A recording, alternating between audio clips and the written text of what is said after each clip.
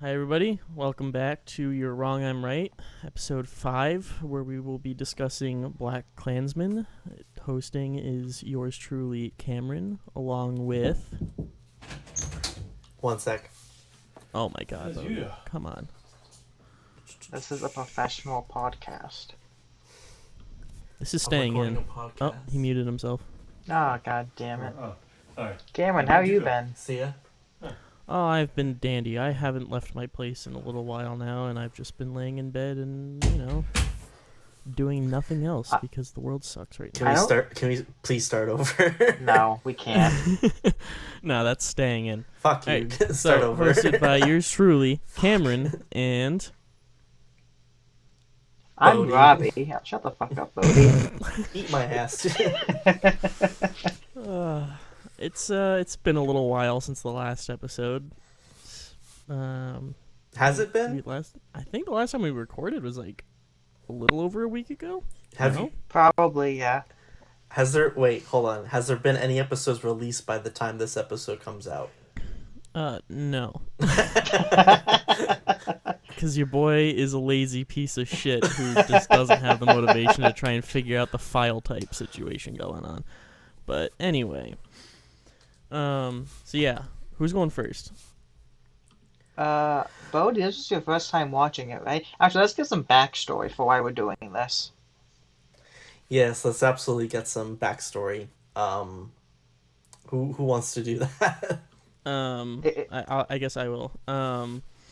So, I mean, I believe last episode we said that for this episode we would be doing Man of Steel. And as you can clearly see, we did not. We decided to go with BlacKkKlansman because as of recording this, it is June 15th, 2020, and right now the world is kind of in a mess. Specifically the U.S., but it is a world issue, but it's really the U.S.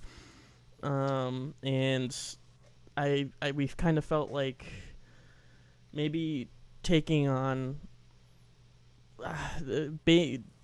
what's going on in the world today is what we decided we should do for this episode. So we've decided to watch the BlacKkKlansman, which not only it's a super entertaining film and really well done, but it also really it gives us everybody a look as to how the police system and how black people have been treated in the U.S.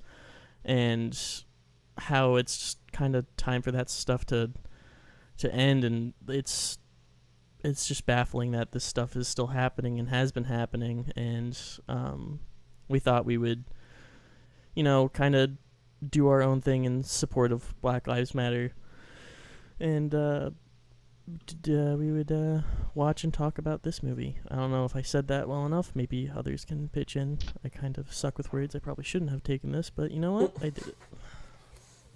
I mean, I'll also say this was also my idea because Spike Lee dropped his newest Netflix film, The Five Bloods, this past weekend, and it just, with the events of Spike Lee's new movie and the events of what's happening within the world, it just felt like a perfect time to come back and talk about this one movie. Absolutely.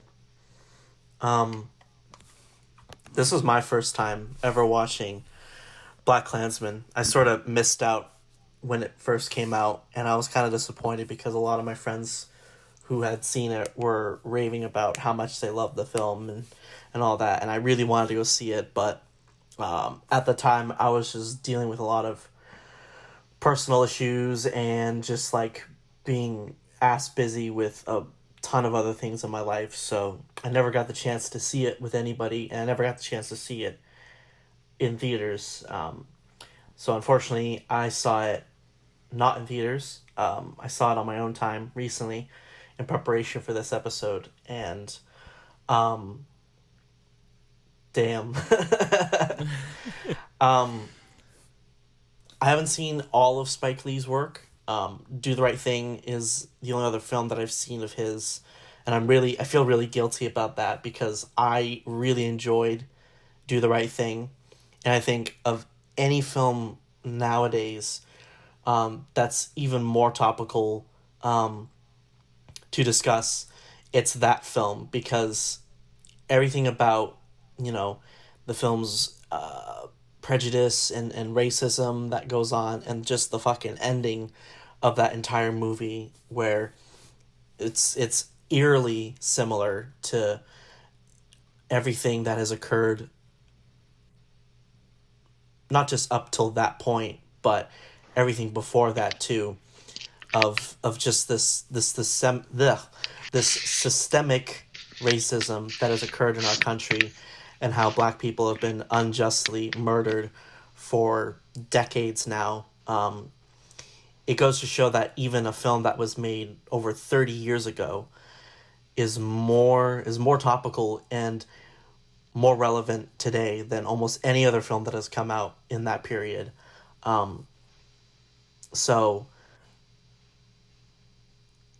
in those instances, Spike Lee has the biggest balls I've ever seen from any filmmaker, because he does tackle those issues, and he's able to really do it in such a fun and eloquent way, and he's always providing, you know, different perspectives, with his characters on what they feel and what they believe in.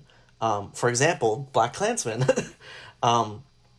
You get the perspective of Ron Stahl. Was it Ron? Stallworth. Ron Stallworth.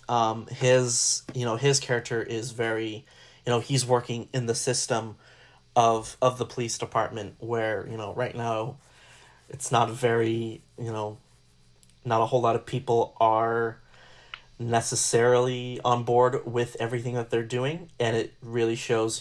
Every day there's just something new that comes out that turns people off completely against the use of excessive force and the need for a police force that is responsible for many things.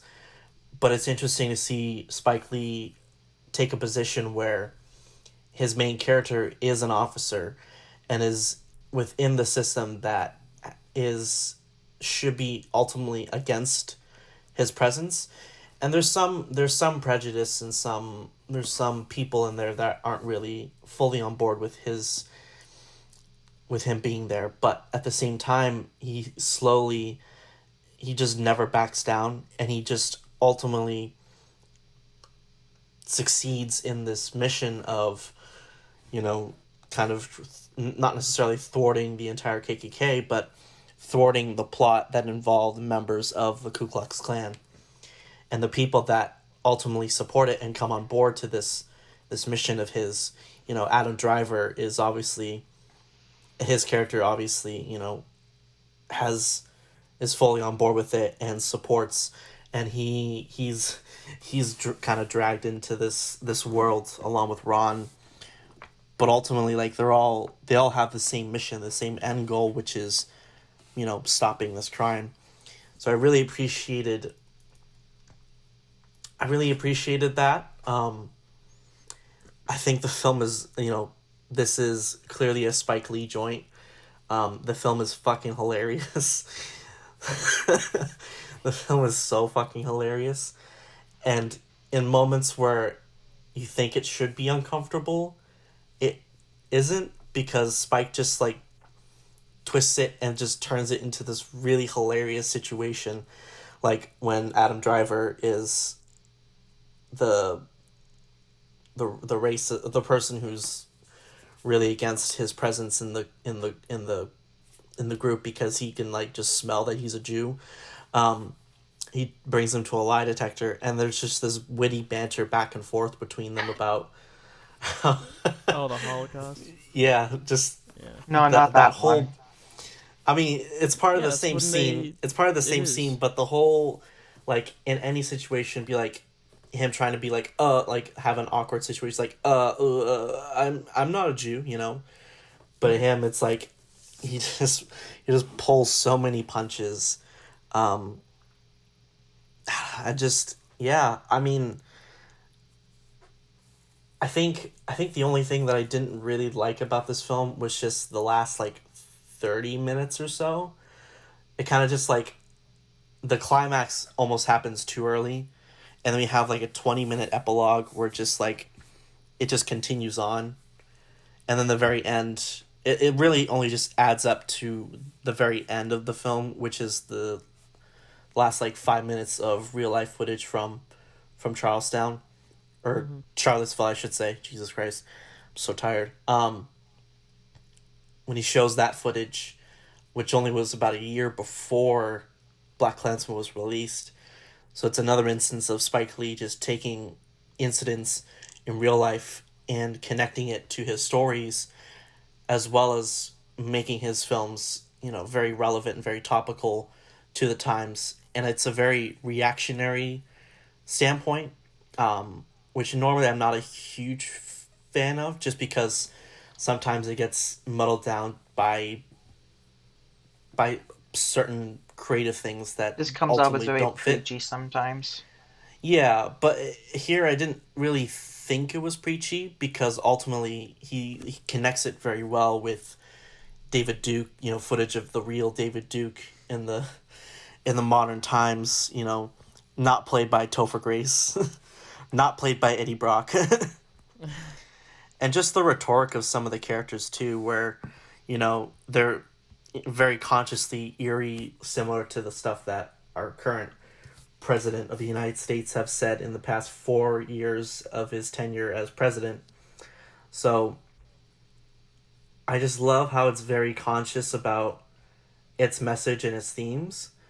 I'm sure I'll have more things to say once we all say stuff, but yeah, I mean, I really dug this film.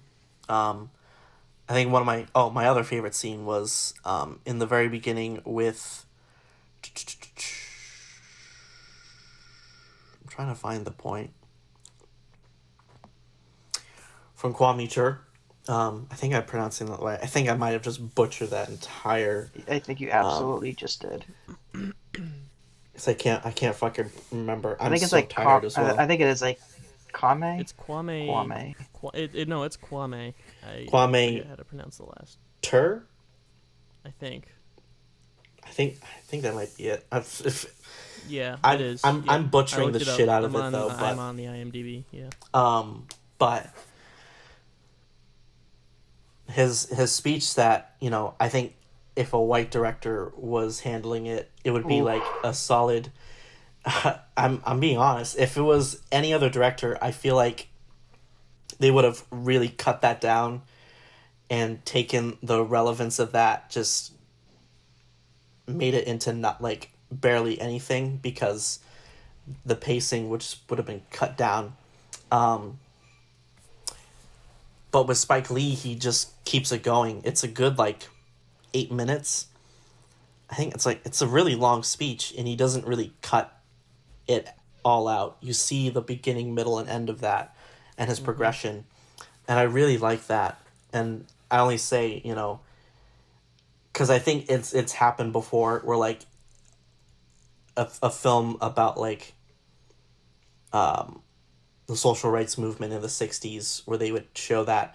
I'm pretty sure I have seen instances where it's like you only see like 2 minutes maybe at most, or like it cuts right to the end, and it's not really about them. It's about it's mostly about the character experiencing it, which is the case here. But you see the full speech, and I really appreciate that.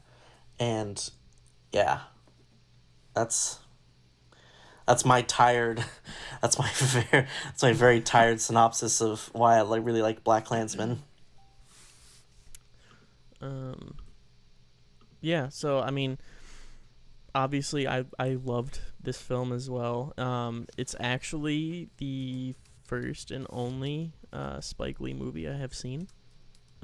Which I, ever since seeing it, I now have wanted to watch all of his other stuff. All three and like a you were half saying- hours of Malcolm X is on Netflix now, so Oh boy. Oh, fuck yeah. So, like Bodhi said, like this movie just kind of, like, it just kind of shows how Spike Lee is. He just puts everything out on the table. He isn't afraid to call out society and like show what needs to be addressed in the world, and you can tell he's super passionate about it, like everybody should be. And I think this movie is honestly one of the most eye-opening movies I have ever seen. Like that last few minutes of just showing current day footage after having just watched that entire movie, which took place in, I believe, 1979. And then all of a sudden it just hard cuts to footage from literally 3 years ago. It's fucking chilling. Like after I watched it, I like looked at my arms, I had goosebumps, and I was just kind of like felt sick to my stomach. Like it's disgusting to see that stuff like that is still happening, and that people are actually, walking around in public with Nazi flags out, with torches saying "White Lives Matter." It's like, are you kidding me? I don't understand how that can be a thing. And this movie does such a good job of showing what's wrong with this country, while also it educates you on what's wrong with this country, but you have a good time while watching it. And it's genuine. Like the acting in it is incredible. John David Washington is one of my new favorite actors of all time. It's insane. And then it was another reason for Adam Driver to be on my favorite actors list, just because Adam Driver, it seems like everything he touches, he's just incredible in it. And it was such a well written and directed piece, and it honestly, it left such a huge impact on me after watching it that first time, like no other movie has. And it really like opened up my eyes, and I learned a lot from it. And then obviously, like, I watched it again today and or yesterday, and it's how it still pertains to stuff going on now. It baffles me that it's been able to go on, like all these problems have been able to go on so long. This movie came out 2 years ago, and you would have thought something would have happened from then, and it still hasn't. And it's like, it's crazy how stuff just gets swept under the rug for so long, and it's about time that shit starts to get put into place, and people get educated on what the hell is happening. But it's really a crazy good movie, and I feel like everybody should watch it, and hopefully it will change some minds out there and educate the people it needs to. Oh my god, fucking John David Washington is so good in this film. Holy shit. Incredible. It also looks like we just lost Robbie. Oh no. In the Discord. It says he's offline. Whoops. So this should be interesting. So while we find out, we can just continue to talk about it, and hopefully he just rejoins. Yeah. So while and then he can give us his 2 cents. So while he is gone, we are gonna talk about how good John David Washington is in this film, because holy shit. So for those of you who don't know, John David Washington is the son of Denzel Washington. Wait, I didn't know that. Is he really? Yeah, dude. Oh shit. Okay, I didn't know that. And I feel like a lot of people won't connect the dots right away. Like, they'll probably hear his voice and be like, oh, it's like vaguely Denzel. But at the same time, I feel like BlacKkKlansman was the perfect opportunity for him to join, and really, like, this was his star-making role here, BlacKkKlansman, because it's such a... I mean, being the son of Denzel Washington is gonna fucking... Yeah, that helps. You're gonna have some major acting talent right there. Yeah. And I think this was the best breakout role for him, because he just comes in and just owns it as Ron Stallworth. And the fact that he's surrounded by a really good supporting cast too. I mean, Adam Driver is so good in this, and his character is so good in this. Topher Grace, even though, everybody can only think of him as that 70s show. Eric. I'm so tired. I completely forgot what the fuck his character's name was in that show. Eric Foreman. I I think he does a really good job as David Duke, Mm-hmm. um, especially after seeing footage of the real David Duke in real life, where you see the resemblance, and Yeah. it's a little bit uncanny. Um, just holy shit, holy shit, it's kind of uncanny. Yeah. The rest of the You can KK, tell Topher Grace did his research. yeah, and apparently he was like so dismayed by by playing David Duke after the fact. He's just like, fuck. He like took a break from acting. Really? Did Yeah, he really? he Oh did. wow. He was just so like, because being in that mindset, you have to embody a character that's just like Oh my god, yeah. full of hate and rage and shit. Like, God, I couldn't I'm gonna imagine I how. think my favorite scene in this movie might be the one where it's Adam Driver's character Flip, Mhm. when he's talking about his Jewish heritage, and he's Oh saying like he's yeah, like I've never been to about mitzvah. I've never even had one. I never really even considered myself Jewish, but like, and he's like, but being at those meetings and talking and being around those people, it's just like it makes you feel something you didn't know you could feel, and that you kind of didn't think it would bother you that much, but it really does, and it's just like he had like a nice little monologue with it right there, and it in that scene, and it was just like it's incredible. Like it was such a well written, well acted, well directed scene. I think that might be my favorite scene. There's just so many good scenes to choose from. and I That think definitely might be one of them. thinking about the context of that scene, like, because he's coming into a world where he's living in a world of like of privilege, and then Yep. he's stepping into this world of hate and bigotry and sexism and racism and homophobia and anti-Semitism, and eventually you get those words just get into your brain, Mm-hmm. and you either agree with them or you just are revolted by them. And I think that's what a lot of people now are sort of going towards. Yeah. They're being utterly revolted by the shit that's happening in this world, as they should. Um, and they're stepping up, and they're trying to make those changes and become better people, which I think, everybody's trying to be better people, I would say.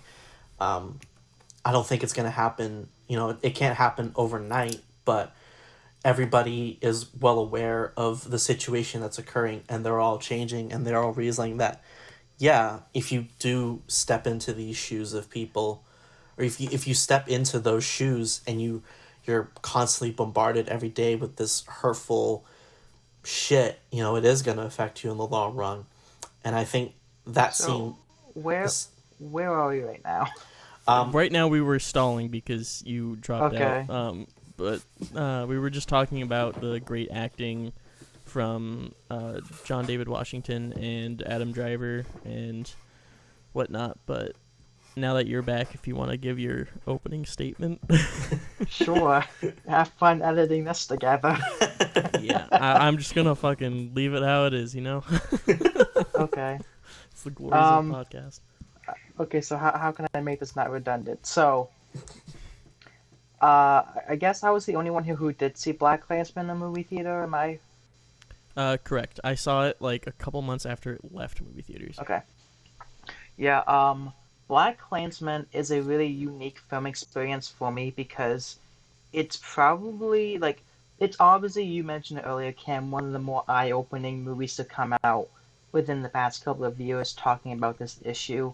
I Mm-hmm. also put movies on that list such as like Blind Spotting, I think is a Yep. criminally overlooked film that discusses these sort of issues. mm, And BlacKkKlansman really stands tall as being one of the most uncomfortable movie-going experiences I've ever had. Because Spike Lee is able to so brilliantly and so seamlessly blend tones together so well, as in you'll be laughing out loud in one moment, edge of your seat the next, laughing because what they're saying is so terrible that you can't help but laugh at it, and sometimes it's a mixture of all three within the same scene. Like when Like I Adam remember, Driver just drops a hard R. yes, like I'm never gonna forget the like certain moments like when John David Washington, who was fantastic in this film. I think Mm-hmm. that he has a long career ahead of him, especially with this being his first film. I think that I'm not gonna say he could be Denzel Washington because that's such a high standard. I think that he could actually make a legit legacy for himself and not just be Denzel Washington's son. Mm-hmm. But Yeah, I we'll remember see the how he first is in time, Tenet. yeah, exactly with Tenet. But with BlacKkKlansman, like the very first time he gets on the phone with the KKK, and he opens with, "Well, since you asked, I hate blank."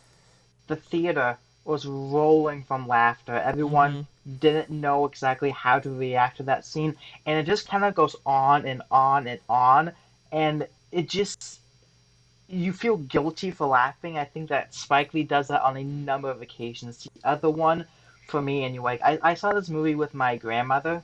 She's taken us to all kinds of different films and stuff, but even she had to laugh out loud when he's on the phone with David Duke, and he goes, "It's how you pronounce your O's."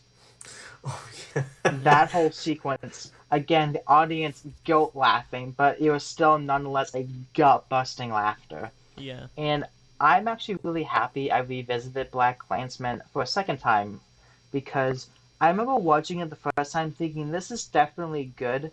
I was not the first time I saw it, I was not into the first like 20 minutes and I didn't care for, as Bodhi mentioned, the kind of the long epilogue that very seamlessly moves into the fantastic Charlottesville connection. But rewatching it the second time, I really did appreciate the setup for for the KKK stuff, especially the Black Panther speech. I think is powerful, especially how it's Spike Lee is balancing so many different ideologies, and it doesn't come off as preachy. He very this is a movie that's just black and white. He paints all of these different characters in such gray areas to where you understand where all of them are coming from, even with the KKK members themselves, who are awful, despicable people. But we are able to understand and get into the mindset of why they feel the need to think this way, and it's terrible. But and then the meat of the story with the entire Adam Driver infiltrating the KKK is really fun. It's very I think the word I'm looking for is very yes, they're kind of like spiffy almost. Like it just has this certain energy to it that because it goes and the movie is over two. I think it's like 134 minutes, and you don't really Two feel its hours, length. 15 minutes. Yeah, like even with the long epilogue and kind of the anticlimactic actual ending to the movie, it never feels its length. Mm-mm. Like for me, No. it goes and It's flows really paced really well. well. Yeah.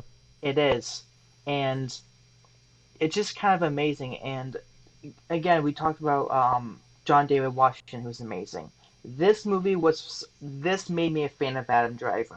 Like I like him in Star Wars. I think he's easily the best part of the new Star Wars films. Mm-hmm. But Mm-hmm. watching him in BlacKkKlansman as he's delivering these deadpan comedic lines, which every single one of them is great and will make you laugh.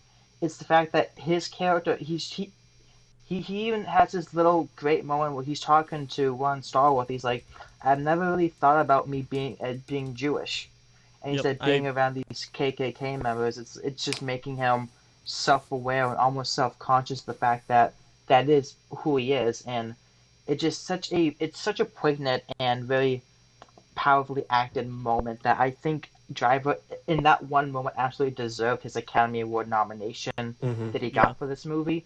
Yep. And if Mahershala Ali hadn't done Green Book in 2018, Adam Driver would have been my pick for Best Supporting Actor because he nails every single portion of the character, and he shares great chemistry with John David Washington as well. I do have issues with Black Clans. They kind of stick with the very first time I saw it. Even though I definitely liked the first 20 minutes, there were points where the editing drives me up a wall, and I understand that Spike Lee's style, like in the Black Panther speech, all the close up of the faces, that drove me up a fucking wall. I thought it was sloppily put. So I think we just lost Robbie. He just sent a message to our group text saying he's fucking done. He can't. So, this episode is sadly kind of a mess. Poor Robbie is just having some problems. He doesn't have the best internet. He has a nice computer, but he refuses to use it. I think it's less of his computer. It is actually just his crappy internet. Oh, it's his internet, and his laptop keeps freezing on him all the time. That's fair. He's been telling me about his problems with his laptop. I'm like, well, just do this to use your desktop. And he goes, eh. I'm just like, why? So I'll finish off what Robbie was going to say. He said that the moments with the little vignettes of the people in the audience with the Black Panther speech. Yep. He didn't like the editing of that. I don't think he necessarily hated the look itself, but the editing of how he split them in was a little bit awkward. Yeah. Which makes sense. I really like the vignettes a lot. I think it's a very Spike Lee thing that he does. I definitely get what Robbie means about how they're a little bit shitely put together, though. And I think one of the two big criticisms I have about this film is the editing is a little bit wonky. There's definitely points where you can tell. There's definitely points in this film where you can tell that they cut some stuff out just because certain transitions don't flow as well as they can from like scene to scene. And then some continuity. I mean, I was gonna say some continuity issues, but then if we're gonna do that, then that would be an issue for every fucking movie that we do.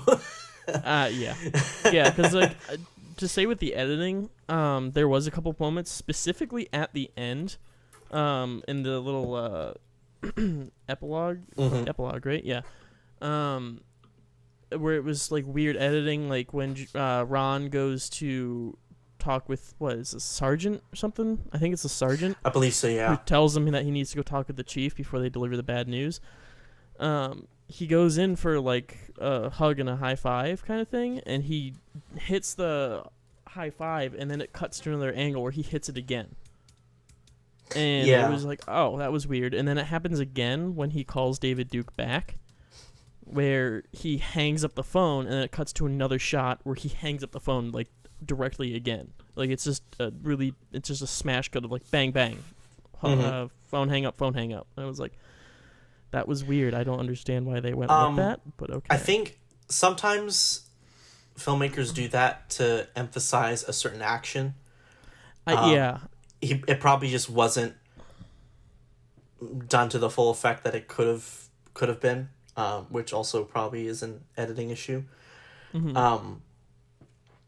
Yeah, I definitely get what you mean, because there are certain points in the film where they do that. The other issue, well, actually, there's two other issues. The score repeats a lot. It does. Yeah. It repeats. It's a good score, but it's a great score, but it repeats a lot. There's definitely scenes where like they could have had different songs besides just the same like theme over and over again, which I don't know if that's a blaxploitation thing, because it definitely could be. It could just be a reference to older blaxploitation cinema, but I'm not totally sure. And then I think the other just kind of a nitpick is there's certain I like the visual look of this film. Yeah. Sometimes it feels a little bit conflicted with how it wants to tell a certain scene, though. One thing I really liked, I like the handheld of this a lot. And I like some of the specialty shots that they have. The awkward like Dutch angles when Ron and David Duke are talking over the phone, which really adds to the tension and the awkwardness of the whole situation. I love the wides that Spike does, kind of the low angle wides that they do. I wish there was a couple more specialty shots, and there are plenty of those here. You know, with the like ending, the ending, the one in the ending with the hallway. With the hallway. That's a nice shot. the vignettes, I would say, are specialty shots as well. Yep. I just wish there were a couple more of those here, because that's definitely like a Spike Lee thing, and I wish he would just Yeah. he would hit on those more. But otherwise, I think visually, I do really like. I do think the film looks very, very tasty. Yeah. Yeah, I'm looking up the cinematographer behind it, and I can't remember what else he's done. seems like he does a bunch of shorts and music videos. Yeah, because I know Beyonce's Lemonade music video. I think. Because I know with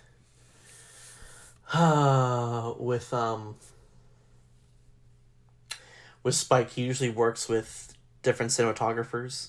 Yeah. Like, I think the one who did Defy Bloods is actually the DP from Days of Future Past.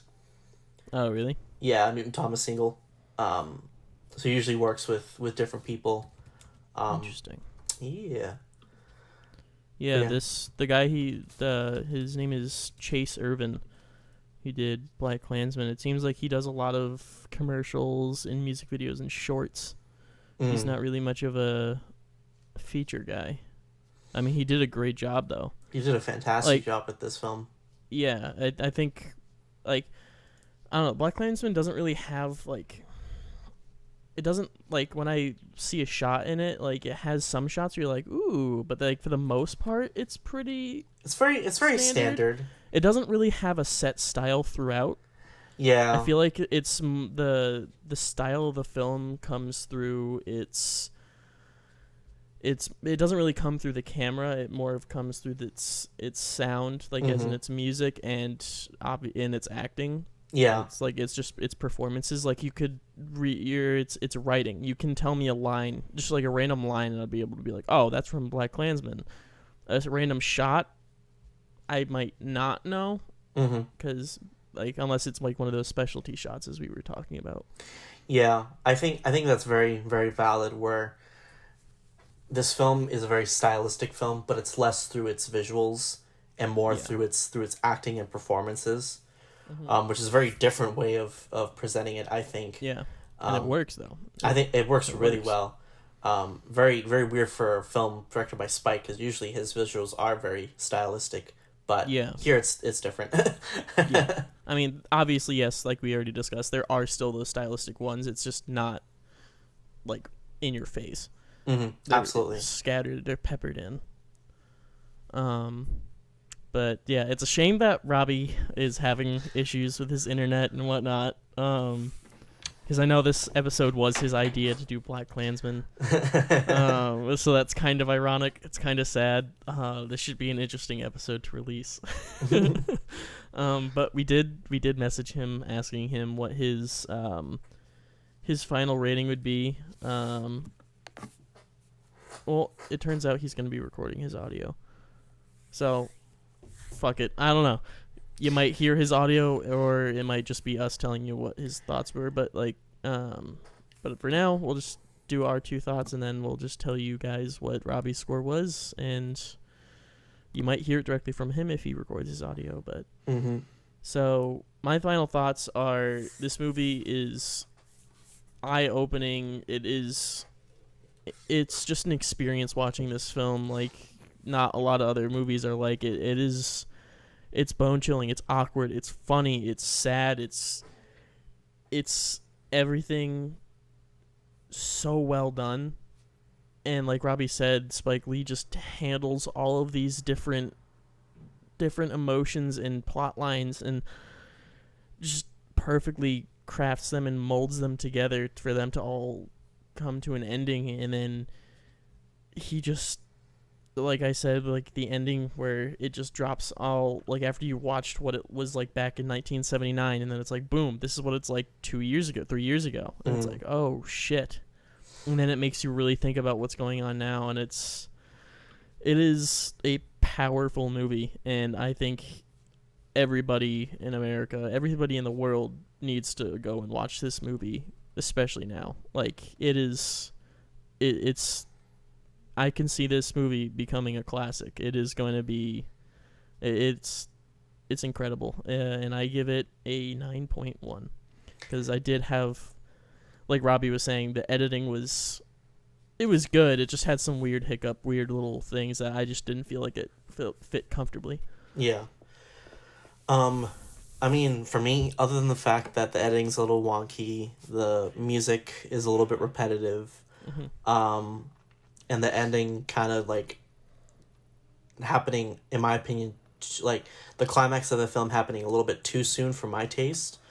The ultimate ending bit with the Charlottesville footage and how it sort of ties back together with everything that occurs with the themes of this movie, shows that BlacKkKlansman is a timely film and will continue to be a timely film and a testament of the history of our country's systemic racism. Because if Do the Right Thing can still be topically important now as it was 30 years ago, then BlacKkKlansman absolutely will have that same effect 30 years from now. So It's an important film. It absolutely is an important film to watch.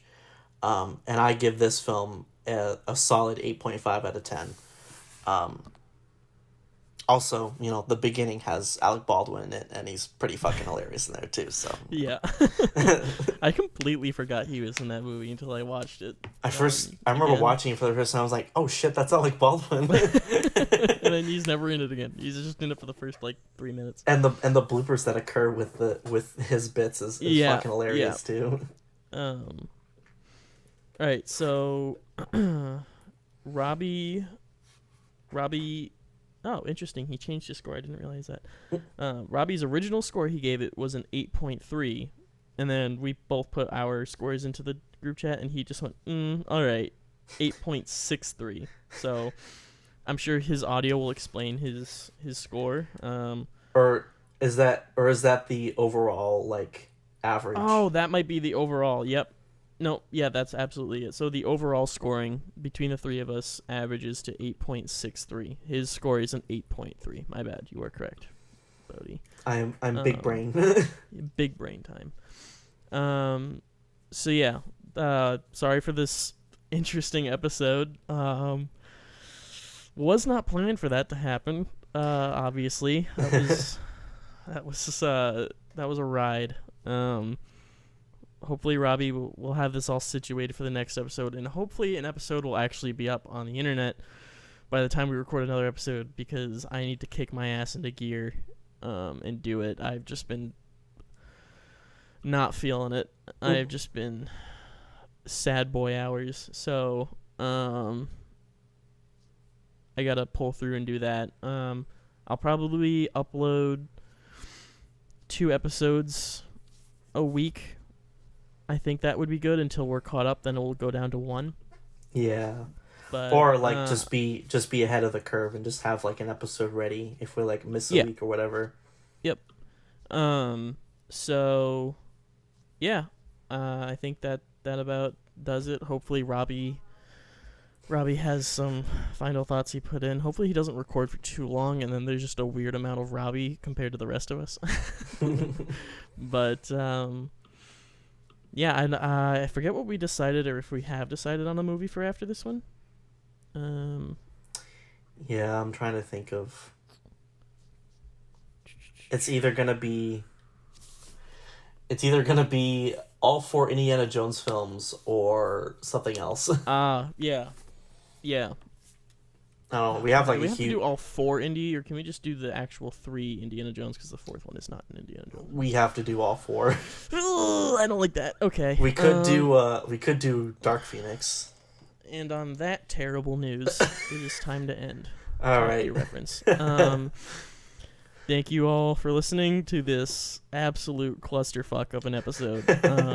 But hopefully everybody who does listen to this goes out and watches BlacKkKlansman, because it's a great film and everybody should go watch it.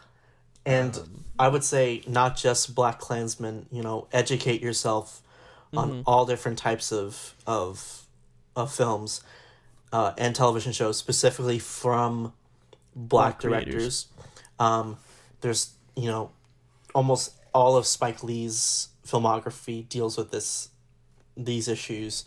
Ava DuVernay, she's done Selma, she's done When They See Us on Netflix.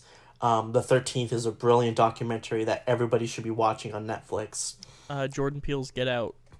Get Out is absolutely has a lot of topical themes about racism and such.